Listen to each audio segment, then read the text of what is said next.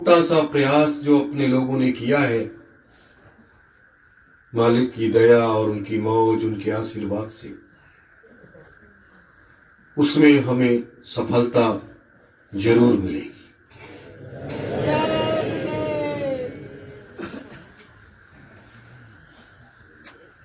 इस मनुष्य के जीवन में जन्म और मृत्यु का खेल ये अजब गजब है। जीवन के इस खेल में जब ऐसे महान शक्तियों का, महान युग पुरुषों का आगमन इस मृतलोक में होता है, तो वह इस मानव समाज के लिए एक बहुत बड़ी उपलब्धि होती है। आज अनादिकाल, आदिकाल, सतयुग, त्रेता, द्वापर और कलयुग के इस 5300 वर्षों का ये काल व्यतीत हो गया।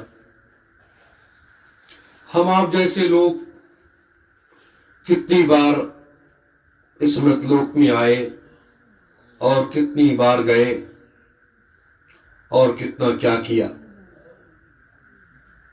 हो सकता है कभी मनुष्य बनकर के आए, कभी पशु पक्षी बनना पड़ा, कभी कीट पतंगे भी बनना पड़ा और कभी पेड़ और पौधे भी बनना पड़ा। यानी हर उससे अपने को गुजरना पड़ा है। और गुजरने के बाद ये सृष्टि का विधान है, जब से इस मृतलोक की संरचना हुई, जीवात्माओं को उसका रसायन बना करके तैयार किया गया और तैयार करने के बाद सबके कार्य विभाग जब बांट दिए गए और इस मृतलोक में आना जाना शुरू हुआ, तब से ये क्रम मृतलोक के प्राणियों को पाप और पुण्य में बांध दिया गया कि आप पाप कैसे कर होता है और पुण्य कैसे होता है। और आपके दोनों कंधों पर 2 देवदूत बैठा दिए गए, एक अच्छा लिखता है, एक बुरा कर्म हमारा लिखता है। जो अदृश्य सत्ता है, जो हमें आपको न दिखाई देता है और न सुनाई देता है, लेकिन 24 घंटों की हमारी गणना जब हम मां के गर्भ के बाद बाहर आते हैं और 3 महीने की हमारी उम्र हो जाती है, उसके बाद ये गणना शुरू हो जाती है। 3 महीने का बच्चा क्या जानता है? वो तो अपने माता पिता को देखता है या जिसके गोदी में जाता है वही उसको देखता है, लेकिन वो 24 घंटे ब्रह्म का दर्शन करता है। अब ब्रह्म के दर्शन में भी, भगवान के दर्शन में भी अगर उसे कोई गफलत हो जाती है तो वो भी उसके पुण्य के उससे हटा दिया जाता है और ये क्रम चलता चला जाता है। तो इतने योनियों से गुजरने के बाद, हर रास्ते से गुजरने के बाद आप लोग बैठे हो, आप लोगों ने अनादिकाल को भी देखा होगा, आदिकाल को भी देखा होगा, सतयुग को भी देखा होगा, त्रेता को भी देखा होगा और द्वापर को भी देखा होगा, और कलयुग में भी कई बार जन्म लेकर के आए होंगे, उसे भी देखा होगा। फिर पाप और पुण्य के खेल में जब एक पुण्य उदय होता है तो पुनः मनुष्य का शरीर धारण करने का मौका मिल जाता है और एक पुण्य और उदय होता है जब हम सच्चे सद्गुरु के सानिध्य में चले जाते हैं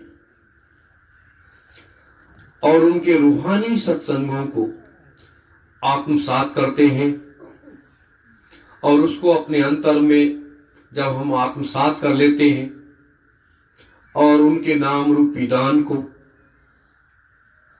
अपने आत्मा में तन्मयता के साथ उसे स्थापित कर लेते हैं और वो नाम की वो कड़ी जब विश्वासों के साथ चलती है, जीवा में घूमती है,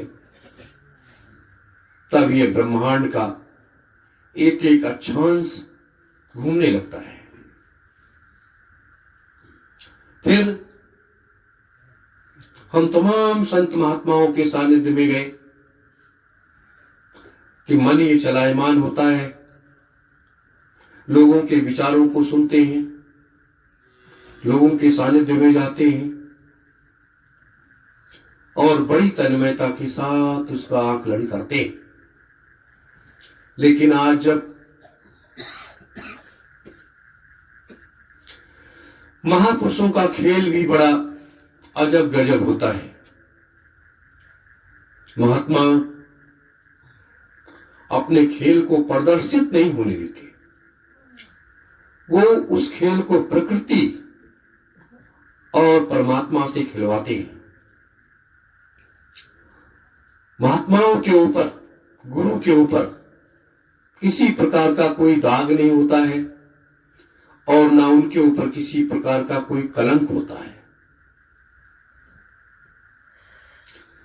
वो समय काल परिस्थिति कैसी होती है, उस समय काल परिस्थिति को आकलन करते हुए वो उसको समावेश करते हैं और अपने कार्य को गति देते हैं। सुबह भी मैंने कहा था, जैसे राम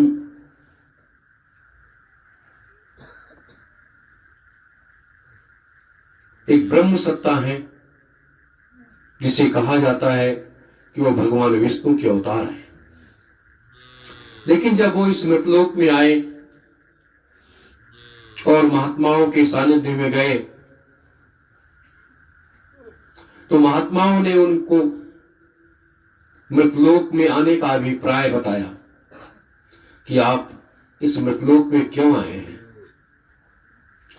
आपको क्या करना है, उसका रास्ता क्या है। ब्रह्म होते हुए भी उनको अपने गुरु का आदेश का पालन करना पड़ा और हमेशा इस जैसे ये संसार ये द्वैत है, इस द्वैत रूपी संसार में हमेशा दो गुरुओं की आवश्यकता पड़ती है। एक आध्यात्मिक गुरु की आवश्यकता पड़ती है और एक राजनीतिक गुरु की आवश्यकता पड़ती है, और दोनों पूर्ण संत होते हैं, पूर्ण ज्ञानी होते हैं, वो भूत भविष्य वर्तमान के ज्ञाता होते हैं और शक्ति के भंडार पर वो बैठे होते हैं। समस्त लोकों में उनका आना जाना होता है और इस मृतलोक के नियमों का पालन करते हुए वो उस काम को अंजाम देते हैं। राम से उन्होंने काम ले लिया, कृष्ण से भी काम ले लिया, बुद्ध जी का राजपाट छोड़वा दिया, उनसे भी काम ले लिया। ईसा मसीह वो भी एक ब्रह्म के एक अंश के अवतार थे, वो भी मृतलोक में आने के बाद उनका जन्म एक विचित्र घटना ही रहा है। किसी कुंवारी कन्या से अगर कोई बच्चा जन्म ले ले तो उस कन्या के ऊपर दोष लग जाता है, उस देवी के ऊपर दोष लग जाता है। लेकिन परमात्मा के उस खेल को भी स्वीकार करना पड़ा और उस कार्य को अंजाम देना पड़ा। उन्होंने इस मृतलोक में आने के बाद यह दिखाया कि मृतलोक का प्राणी कितना क्रूर है, कितना कायर है कि वो भगवान के भी शब्द को सुनना नहीं चाहता, उसके बारे में जानना नहीं चाहता। और ईसा मसीह को लोगों ने फांसी पर चढ़ा दिया। समय के हिसाब से लोगों का आना होता है और समय के हिसाब से जाना होता है। आज हम आप सब इस साधना शिविर में बैठे हैं, 1-1.5 घंटे 2 घंटे आप लोग साधना करते हो, अंतर के पट को अंतर में प्रकाश फैलाने की चेष्टा करते हो। कि जब मैं आप सबों की साधना का आकलन करता हूं तो ये जरूर पाता हूं कि आपके अंदर लगन है, निष्ठा है और विश्वास है, और आपका मन, ये मन जो है, ये आत्मा जो है, ये जबरदस्त सत्पुरुष को पकड़ने का प्रयास कर रही है।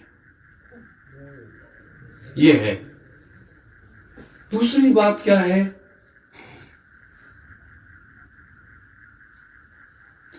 आप सब इस सतयुग तीर्थ की इस पावन धरा पर आदि गंगा माता गोमती के तट पर एक त्यागी और तपस्वी की भांति बैठ करके, इसे ही निर्जन वन कहा जाता है, बैठ करके इस साधना को कर रहे हो। सृष्टि की संरचना होने के बाद, जब से सृष्टि की संरचना हुई, हम आप सबका आना जाना हुआ, तब से यह साधना जो है, ये पहली बार इस मृतलोक में आरंभ हुई है। ये नहीं कि ये होता चला आया, इस मृतलोक में ये पहली बार ये साधना आरंभ हुई है। क्यों? इसे क्यों सजो करके रखा गया?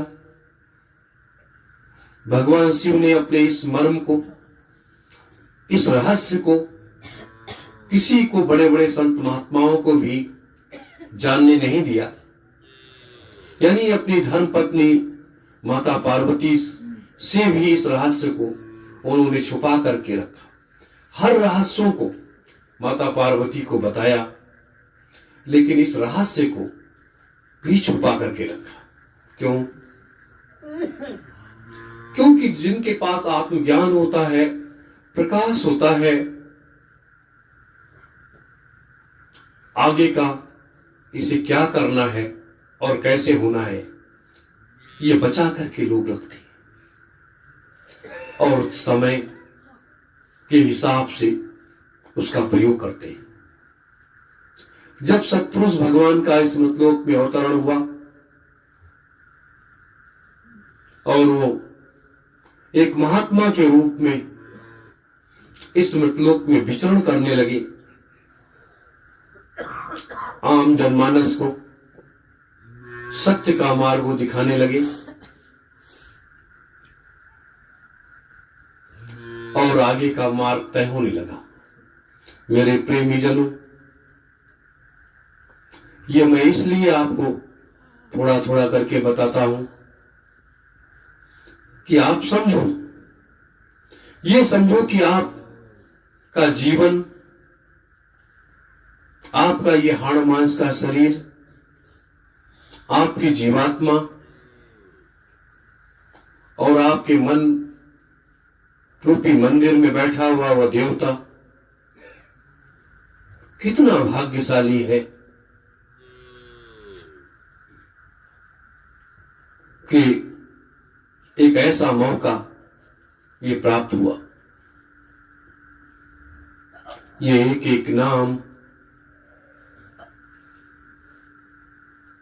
जब जीवा पर आता है तो एक एक शब्द, ये नाम जो है, वो सीधे सत्पुरुष भगवान तक पहुंचता है। और जब वहां पहुंचता है तो वो भी तो अपने बच्चे बच्चियों को देख रहे हैं कि हमारे बच्चे और बच्चियां हमें इस मृतलोक में एक निर्जन वीरान नदी के किनारे बैठ करके और हमें याद कर रहे हैं। क्यों याद कर रहे हैं? कि इस मृतलोक की बिगड़ी हुई व्यवस्था और चौथे महायज्ञ का अवतरण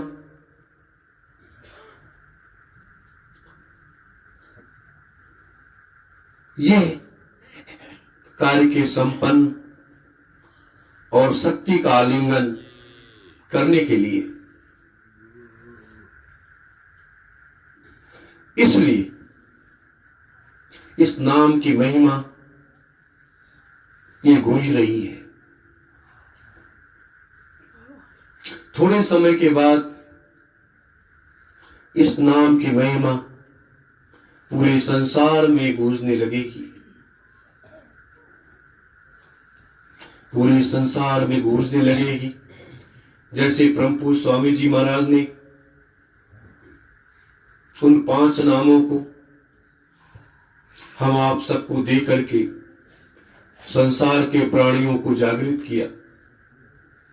आज जब ये नाम आप यहां बैठ करके लेते हो, यहाँ के पशु पक्षी जीव जंतु कीड़े मकोड़े सब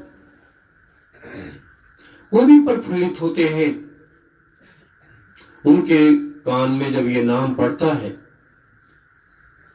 तो वो भी अपने अपने हिसाब से वो भी उस नाम को लेने लगते हैं। यह मत सोचो कि नहीं वो नहीं ले रहे हैं। इस स्थान की महिमा ही ऐसी है। 88,000 ऋषियों की ये तपोस्थली और ये उनका यज्ञ स्थल, वहीं तो बैठे हैं हम लोग। मेरे प्रेमी जनों, यह क्रम ऐसे चलता रहा, आपको एक रास्ता मिल जाएगा, आपको एक मंजिल मिल जाएगी और आप सतलोक तक जब जाने और आने लगेंगे तब आपका मार्ग प्रशस्त हो जाएगा। और ये जिन तस्वीरों को देख रहे हैं, हमें आपको जब हम आप यहां बैठते हैं तो सिद्धाश्रम में बैठ करके वहां से हम आपको सीधे अपने गुरुदेव देखते हैं और वहां से आशीर्वाद प्रदान करते हैं कि हमारे बच्चे बच्चियां हमारे उस महान लक्ष्य की तरफ लगे हुए हैं। तो यह हम आप सब बड़े भाग्यशाली हैं कि जब अपना गुरु अपना पिता हमें आप सबको बराबर नजर रखे हुए है और बराबर वो देखते। सिद्धाश्रम में बैठे हुए 3,000 महात्मा जिस चीज को वो भी ना प्राप्त कर पाए, वो भी हमें आपको जब वहां से बैठ करके देखते हैं, यही वो कि आप सब लोग कह रहे थे कि हमें, बहुत से लोग मुझसे भी कहते थे कि मैं तो आधे घंटे 1 घंटे नहीं बैठ पाऊंगा, और आज 3 घंटे 4 घंटे बैठ जाते हैं लोग, उठने का नाम ही नहीं लेते। तो ये यहां की शक्ति का प्रभाव, अपने गुरुओं की शक्ति का प्रभाव, सिद्धाश्रम में बैठे हुए 3,000 महात्माओं की शक्ति का प्रभाव और 3 लाख सद्गुरुओं का सानिध्य। 3 लाख सद्गुरुओं की स्तुति इसलिए करते हैं कि वो इस पृथ्वी पर बैठे हुए हैं। हम पृथ्वी के ऊपर बैठे हुए हैं और वो पृथ्वी के नीचे बैठे हुए हैं। तो जब हम आप सब साधना में लीन होते हैं तो वो उसके अंदर बैठे हुए 3 लाख सद्गुरु अपने नेत्रों को खोल देते हैं और एक टक हमें आप सबको देखने लगते हैं। कि ये हमारे बच्चे और बच्चियां इस कार्य को अंजाम देने के लिए किस तरह से तन्मयता के साथ लगे हुए। यह साधारण कार्य नहीं है कि हर परिस्थितियों से गुजरते हुए आप लोग, जैसे कल तूफान आया, भयंकर ठंडक में सुबह भी आप लोग बैठे रहे और समय के पूर्व भी आकर के बैठ गए। ये आप की अंतर की शक्ति जागृत हो रही है। और ये इतने इतने ऋषियों को, 3 लाख सद्गुरुओं को, 3000 महात्माओं का, अपने गुरुदेव का, दोनों महान शक्तियों का, और उसके बाद 88,000 ऋषियों की तपोस्थली पर बैठ करके उनकी शक्तियों का, ये सारी चीजें अपने अंतर में समाहित हो रही हैं।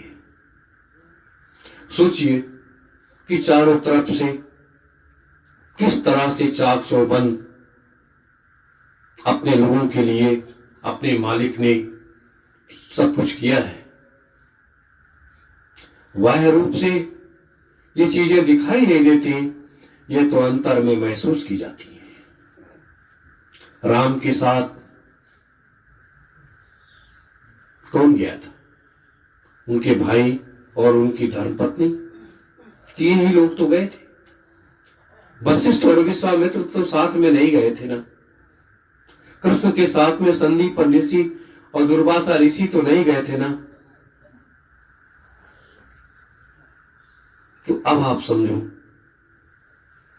तो ये सत्पुरुष भगवान और भगवान शिव जो संत सम्राट जी के रूप में इस मृतलोक में आए, तो ये दोनों शक्तियां वहां बैठी हुई है, आपके साथ में तो नहीं है, लेकिन वहां से बैठ करके ही सब कुछ कर रही है। और वो समय आ रहा है चौथे महायज्ञ में ये सारे लोग आपके साथ में बैठे दिखाई देंगे।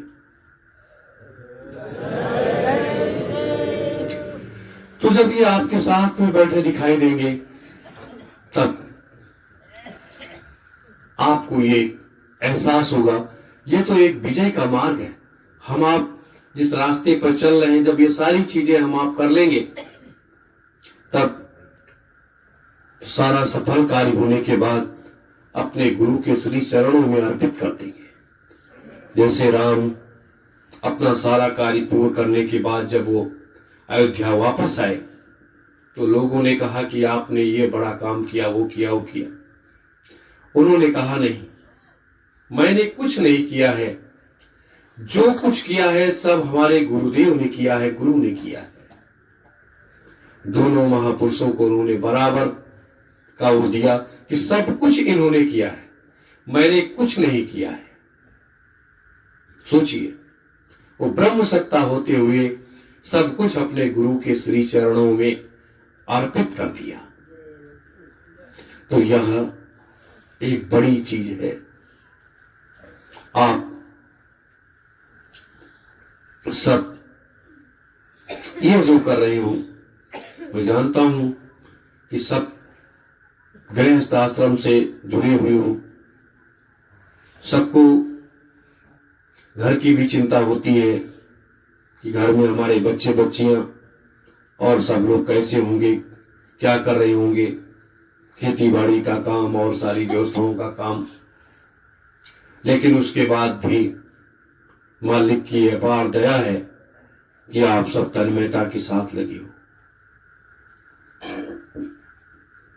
और इस कार्य को अंजाम देने के लिए आपका कोई इसमें स्वार्थ, निजी स्वार्थ कुछ नहीं है। सिर्फ मालिक का काम करने के लिए ही तो है। अगर सतलोक तक सीढ़ी बनेगी, सतलोक तक लोग आएंगे जाएंगे, तो ये भी तो हमारे गुरु का ही काम है। हम आप अगर वहां जाएंगे आएंगे तो भी हमारे गुरु का काम है, क्योंकि उनके बच्चे और बच्चियां इस योग्य हो गए कि समस्त लोकों में जाना आना उन्होंने शुरू कर दिया और इस मृतलोक के कचरे को साफ करने का काम आरंभ कर दिया।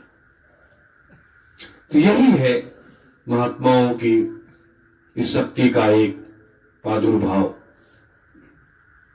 मेरे प्रेमी जनों,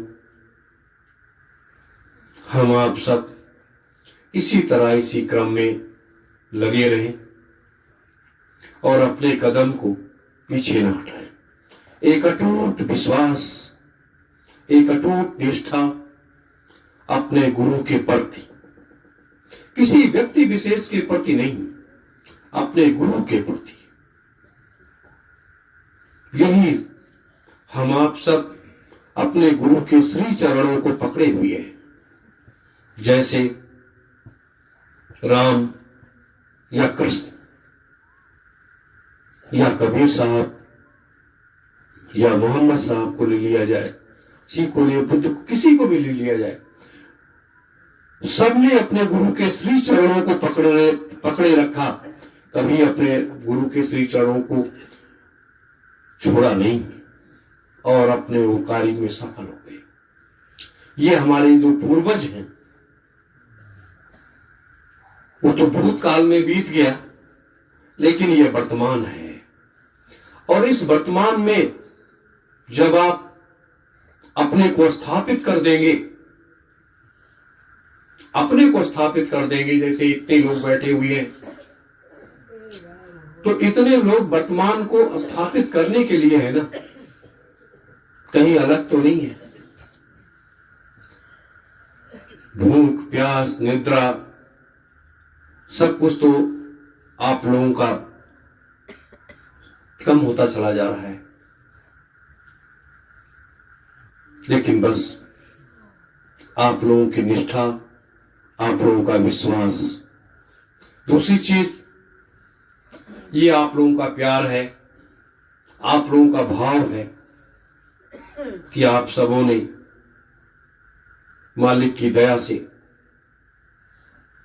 इस जगह आप सबों ने बैठाया हम लोगों को कि आप कुछ बताने में सक्षम हो जाए।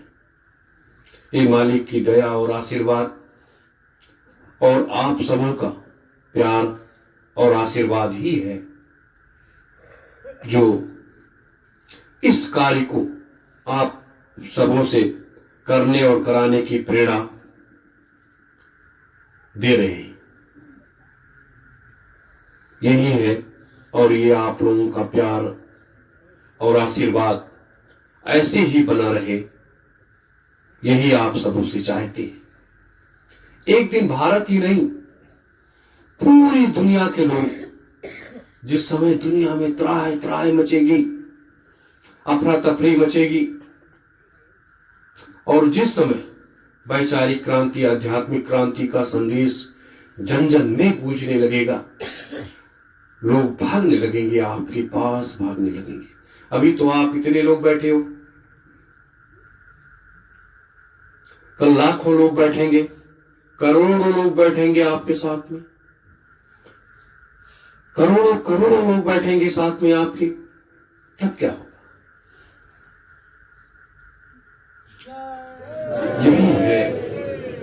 यही है मृतलोक का वो अजब गजब का खेल।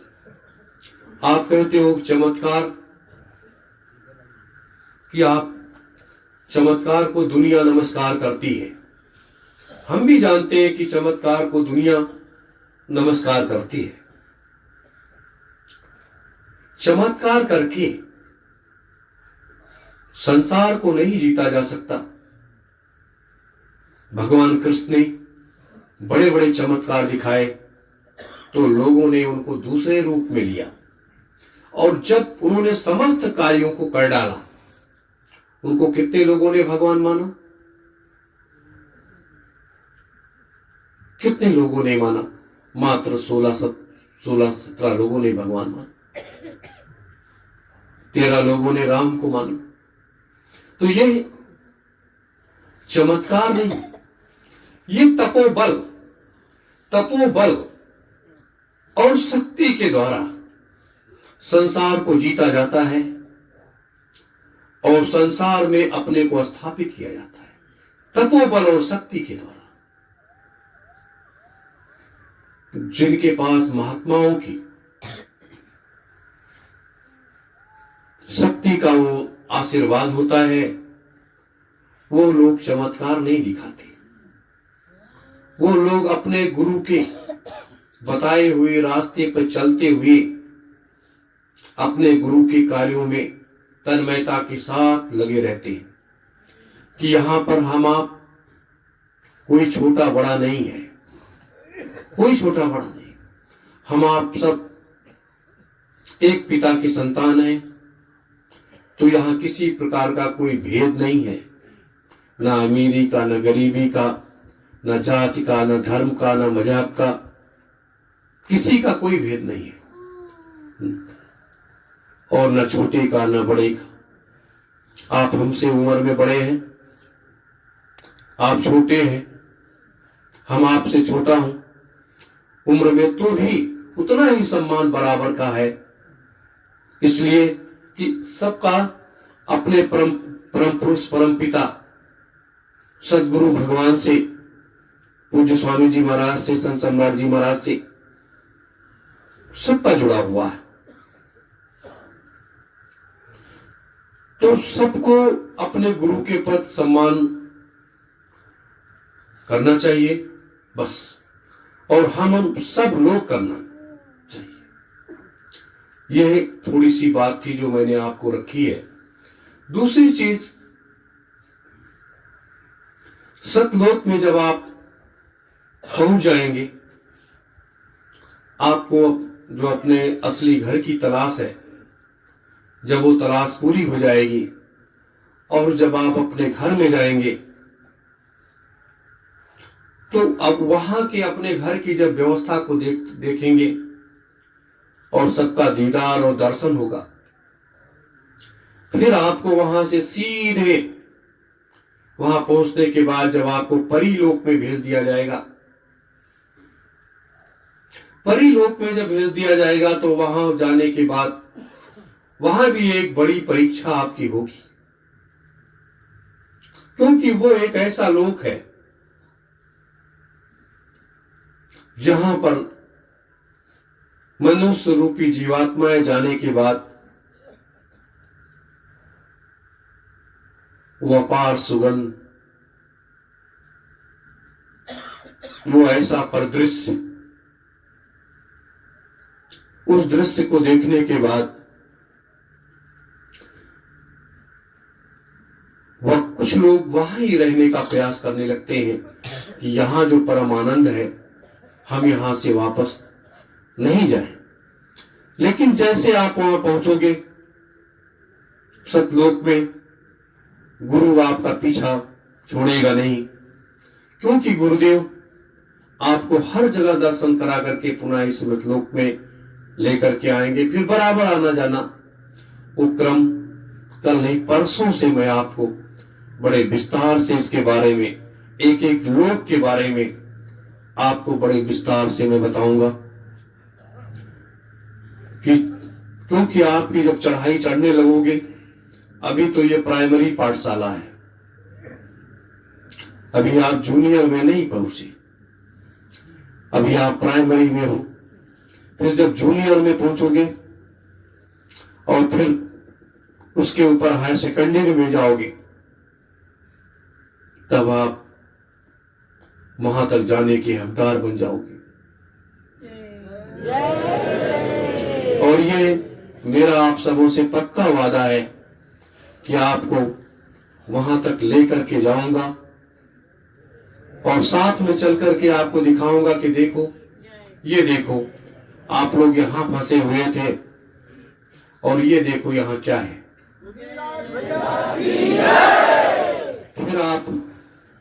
फिर आपको वो सतमार्ग मिलता चला जाएगा और वो रास्ता मिलता चला जाएगा। लेकिन अपनी भक्ति से आप विचलित न हो, विचलित न हो, क्योंकि भक्ति ही एक शक्ति है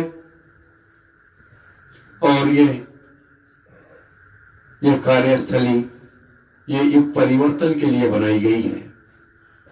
ये सतयुग तीर्थ की ये कार्यस्थली जो है ये युग परिवर्तन के लिए बनाई गई है।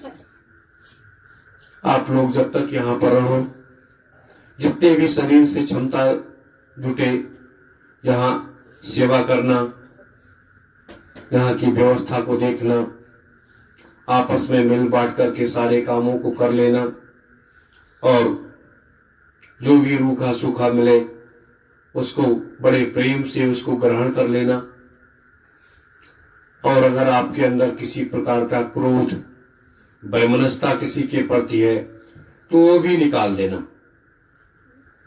वो भी निकाल देना। इसलिए और कल से लोग, जो लोग नशे के आदी हैं, कल से वो लोग साधना में बैठे, सभी लोग, कल से सभी लोग जितने भी नशे के आदी हैं वो लोग भी बैठे, फिर ये देखते हैं हम कि इनका नशा कैसे नहीं छूटता। क्योंकि नशा एक स्वर नहीं है, नशा एक स्वर नहीं है, नशा एक इस जीवन का एक लोगों का अंग है, बना लिया है। तो उस अंग में जैसे फोड़ा हो जाए तो उसका इलाज होता है, तभी वो ठीक होता है, वैसे इसका इलाज ये लोग करेंगे।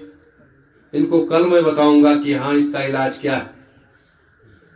और जब उसका इलाज ये करना शुरू कर देंगे तो एक नशे वालों की बात नहीं है, हजारों लाखों नशे वालों का नशा छूट जाएगा। जैसे लोग स्वामी जी महाराज के पास जब गए तो अच्छे लोग तो नहीं गए थे वहां ना, 70% लोग वैसे गलत लोग गए थे। कोई मांस खाता था, कोई शराब पीता था, कोई नशा करता था, कोई नशा करता था, लेकिन सब ने गुरु के श्री चरणों में अर्पित कर दिया और गुरु की दया हुई और लोगों ने छोड़ दिया और लोग शुद्ध सात्विक बन गए। तो ये तो सतयुग तीर्थ है। यहाँ भी बहुत से लोग थे। एक अपने यहाँ प्रेम बाबा हैं, प्रेम बाबा पूजा भी करते थे भगवान के मंदिर में, सारी चीजें थी, लेकिन उसके बाद भी बीड़ी नहीं छोड़ते थे। तो ये देखिए, इसलिए मैंने प्रेम बाबा का उदाहरण दिया कि इतनी भयंकर ठंडक में सुबह शाम पूजा करना, नंगे पांव करना, रात में 5 बार उठ करके दीपक को देखना कि हमारी जोत जल रही है कि नहीं जल रही है। इतना त्याग करने के बाद भी अगर एक बुराई हमारे अंदर है तो वो बुराई छोड़ दिया उन्होंने, दूर किया। ऐसी बात नहीं कि नहीं छोड़ा, उन्होंने छोड़ दिया। तो यह जीवन का एक संकल्प है।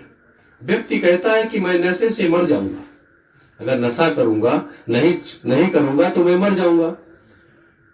लेकिन नशा करने वाले व्यक्ति जो हैं वो खाली जब आपको नशा सताए तो आपको नाम जप याद आना चाहिए।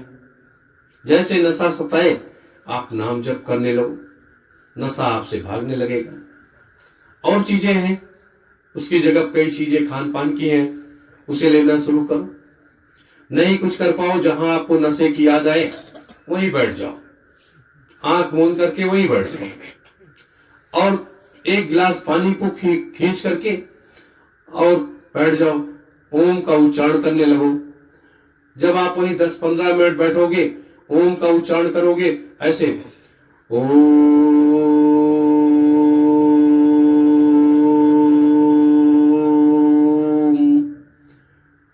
आपकी दोनों आंखें ऊपर थोड़ा सा जाएंगी, ओम,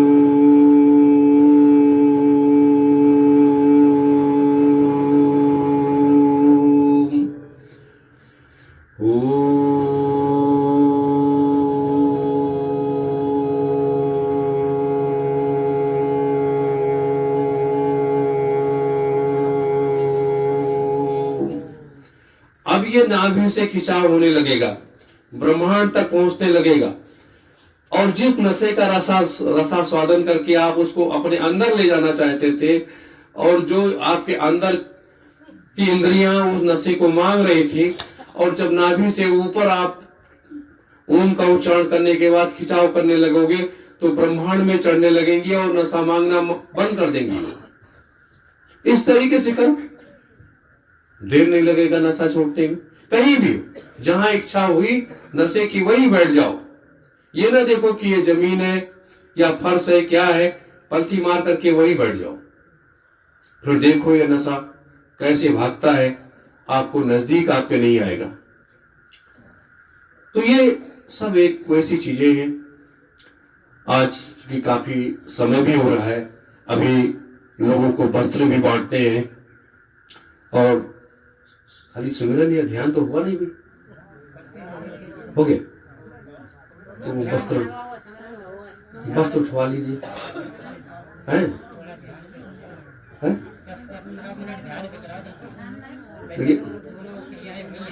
हो गया? अच्छा अच्छा, वस्त्र उठवा लो। मेरे प्रेमी जनों, शांत चित बैठ जाइए।